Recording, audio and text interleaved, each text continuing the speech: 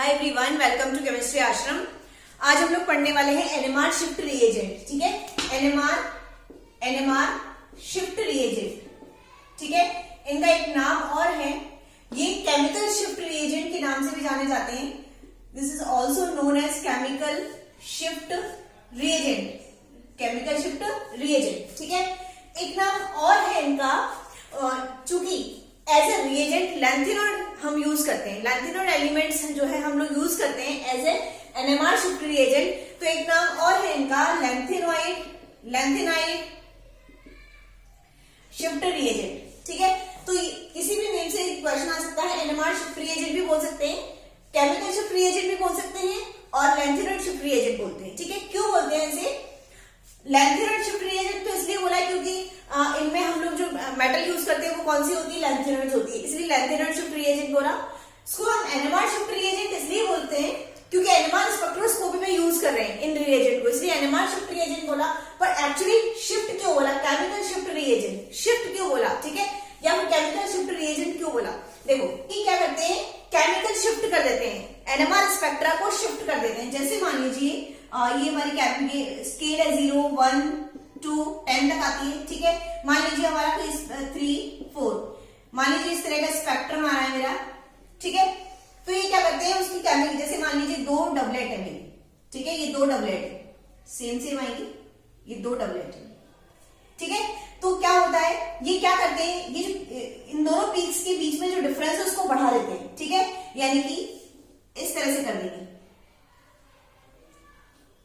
ठीक है, ये क्या करते हैं NMR shift reagent, chemical shift की वैल्यू चेंज कर देते हैं। ठीक है, यानी पीक की रेजोल्यूशन बढ़ा देते हैं। पीक मतलब हम अच्छे से आराम से एनएमआर स्पेक्ट्रा, अब ये और इसमें अच्छे से क्लैरिफाई कौन सा स्पेक्ट्रा है ये। ठीक है, तो आराम से हम स्ट्रक्चर आइडेंटिफाई कर पाते हैं। तो ये क्या करते हैं रिएजेंट, अब डिटेल में समझाऊंगी मैं इस चीज को, हल्का से बता देती हूँ कि रिएजेंट क्या करते थे, केमिकल शिफ्ट की वैल्यू को चेंज कर देते हैं। मतलब ये जो बीच का 2 पीक्स के बीच का गैप है उसको चेंज कर देते हैं। ये तो क्या कहलाता है, जे कहलाता है।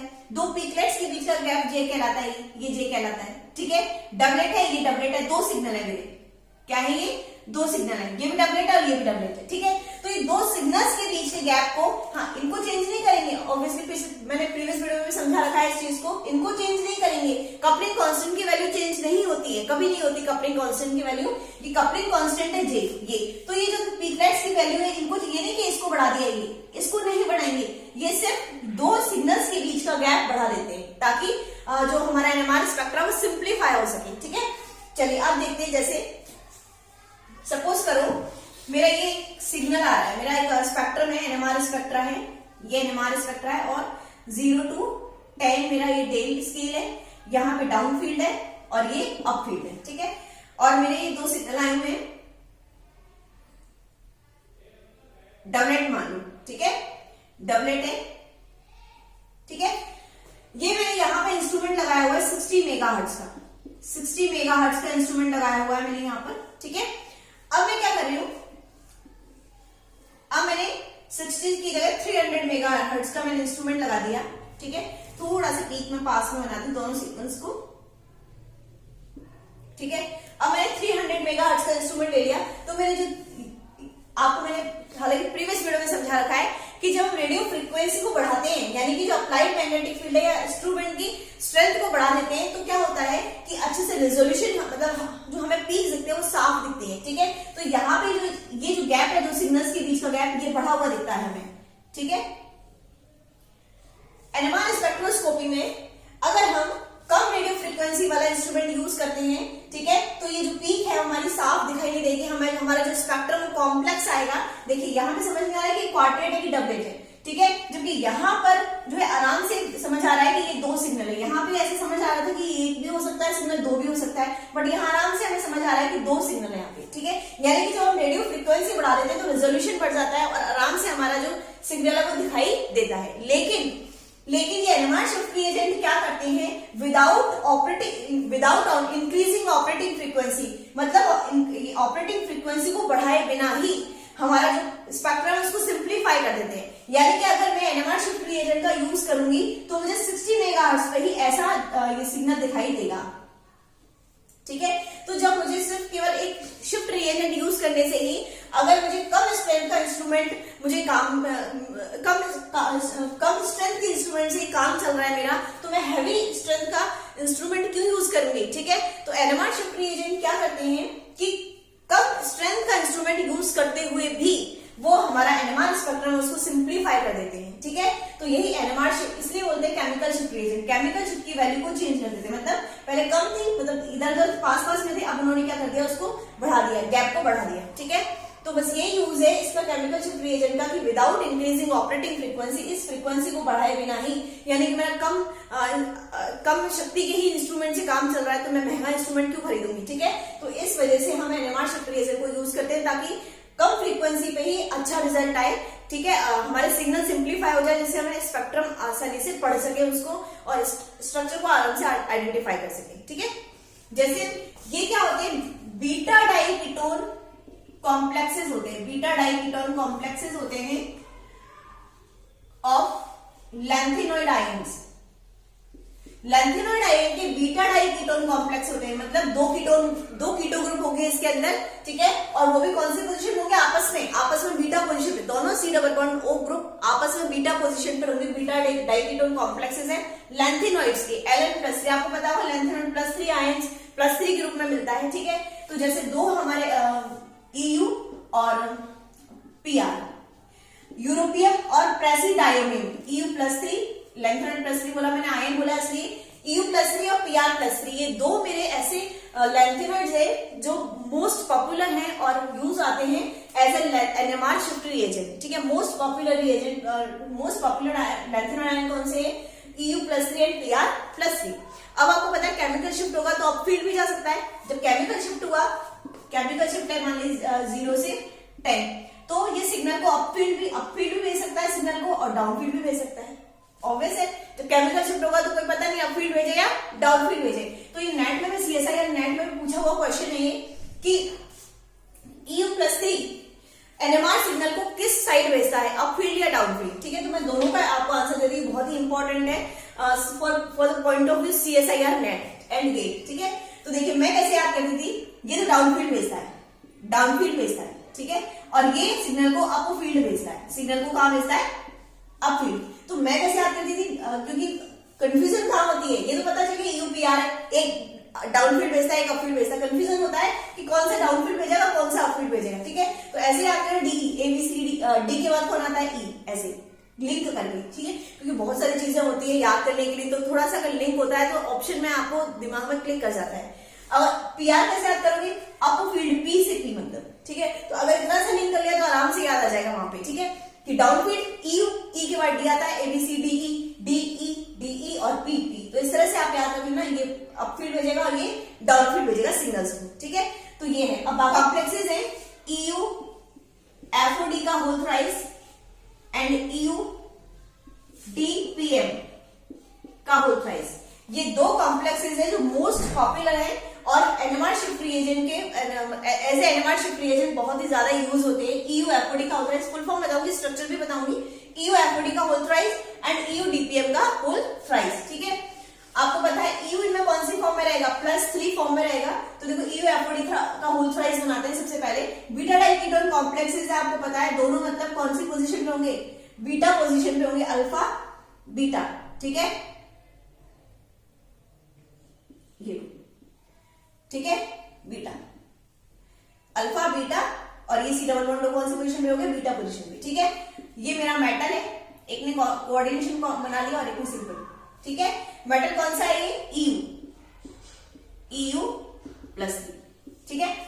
चलिए अब क्या होगा, पूरा बनाना है EU FOD का होल थ्राइस। बीटा डाइकीटोन तो बनानी है मैंने, अब यहाँ पे जो सब्स्टिट्यूएंट लगे वो बनाएंगे CF2 CF3, ठीक है। और यहां लगा रहेगा CH3 एंड CH3, हो गए 4 वैलेंसीज। चलिए अब देखिए इसकी नंबरिंग करते, नाम देखेंगे फिर इसका कैसे आया, 1 2 3 4 5 6 7 एंड 8, लॉन्गेस्ट चेन मैंने सेलेक्ट कर ली, ठीक है।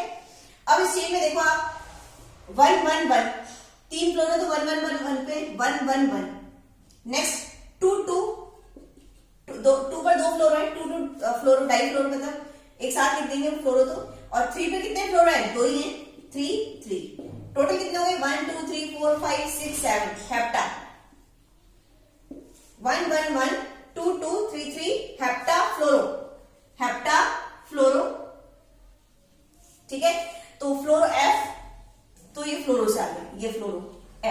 ठीक है, हेप्टाफ्लोरो। अब देखिए और 7 पे क्या है, 2 मिथाइल है, मैंने चेन तो ये सिलेक्ट किया ना, तो 7 पे 2 मिथाइल है, 7 डाई मिथाइल, 7 डाई मिथाइल, 7 पे 2 मिथाइल है, ठीक है। अब ये बचा ऑक्टेन, कितनी लंबी चेन है, 8 की है, तो ऑक्टेन सारे के सारे, एंड 4 एंड 6, 4 6 पे डाई कीटोन है, तो 4 6 डाई। कीटोन को क्या, कीटोन का सफिक्स क्या होता है, ओन, तो डाई ओनेटो।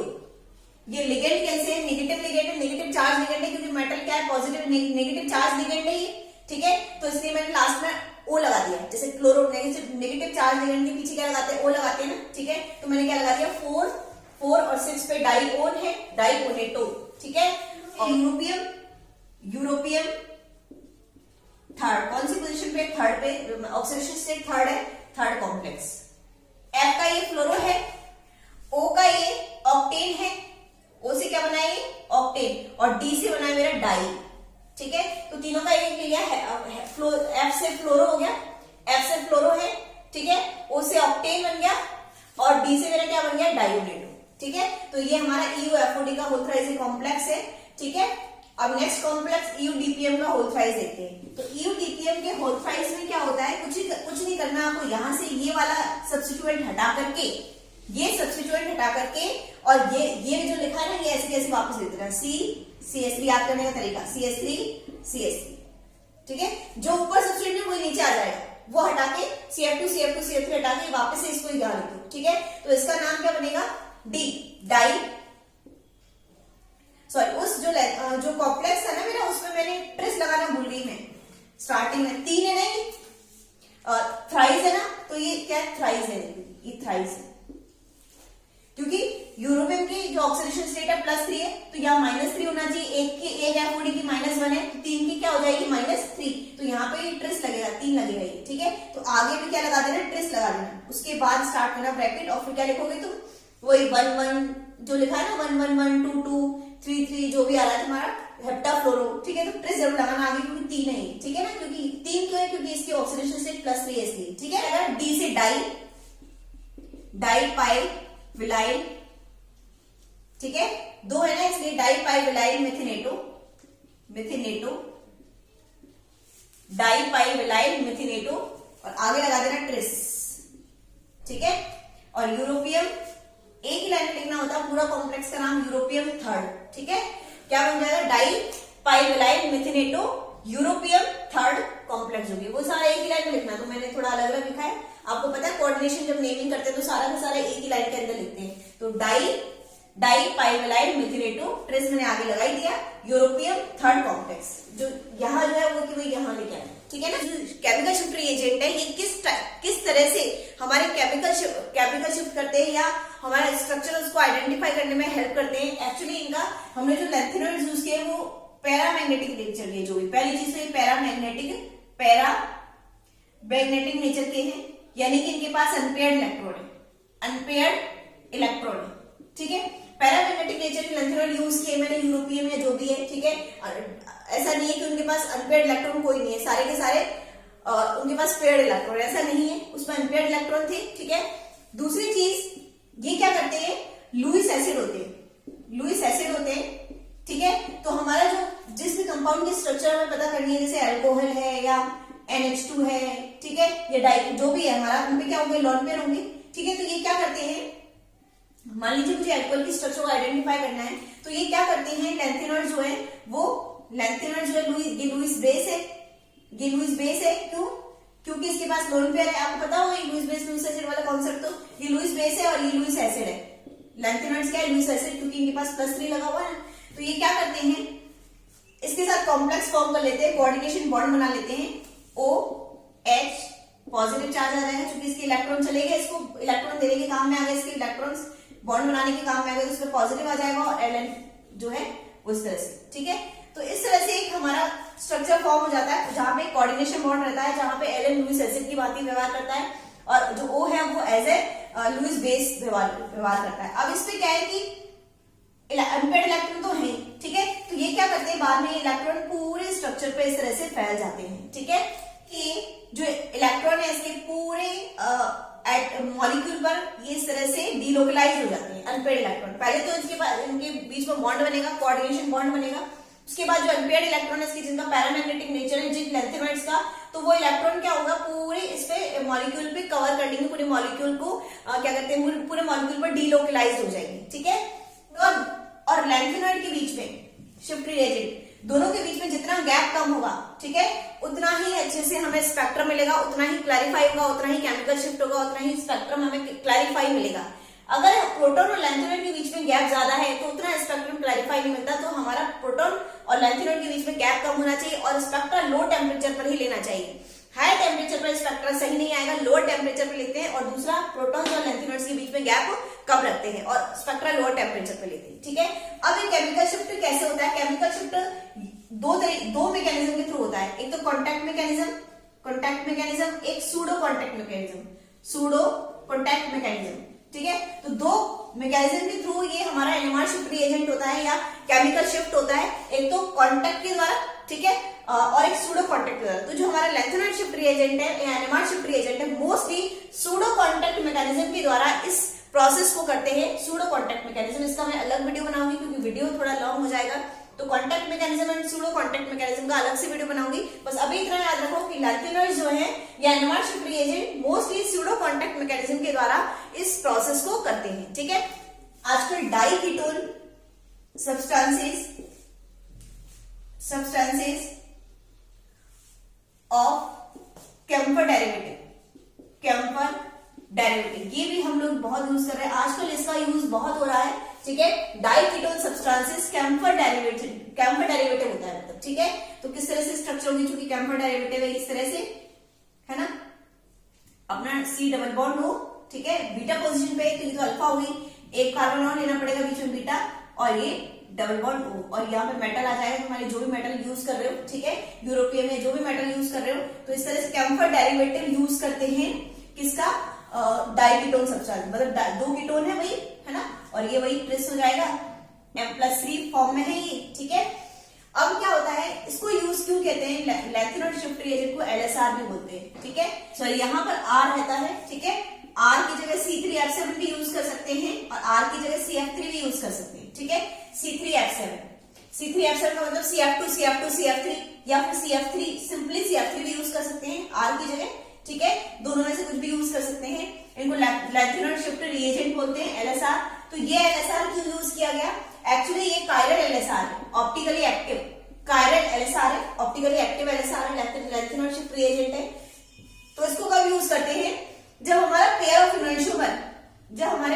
इनोन्शूमर होते हैं, तब इसका हम यूज करते हैं। जब हमारे पेयर ऑफ इनोन्शूमर जब पेयर ऑफ इनोन्शूमर लेते हैं, तब हमें ये chiral lanthanoid shift reagent use करना पड़ता है। ठीक है, ये कैम्फर डेरिवेटिव है, डाइकीटोन सब्सटेंस है। ठीक है, और आजकल बहुत ज्यादा यूज हो रहा है इसका। सबसे पहले कोलेस्ट्रॉल मॉलिक्यूल को लैंथेनॉइड शिफ्ट रिएजेंट के द्वारा, सबसे पहले कोलेस्ट्रॉल मॉलिक्यूल का एनएमआर स्पेक्ट्रा लिया गया लैंथेनॉइड शिफ्ट रिएजेंट के थ्रू। ठीक है, बाद में और बहुत सारे चीजों के स्पेक्ट्रा आप तो लेते ही हैं, लेकिन सबसे पहले किसका लेने में आया? कोलेस्ट्रॉल का लिया स्पेक्ट्रा, किसके थ्रू? एनएमआर शिफ्ट रिएजेंट के थ्रू। ठीक है, ना शेयर करना अपने फ्रेंड्स के साथ और चैनल को भी सब्सक्राइब करना मत भूलना। Thanks for watching.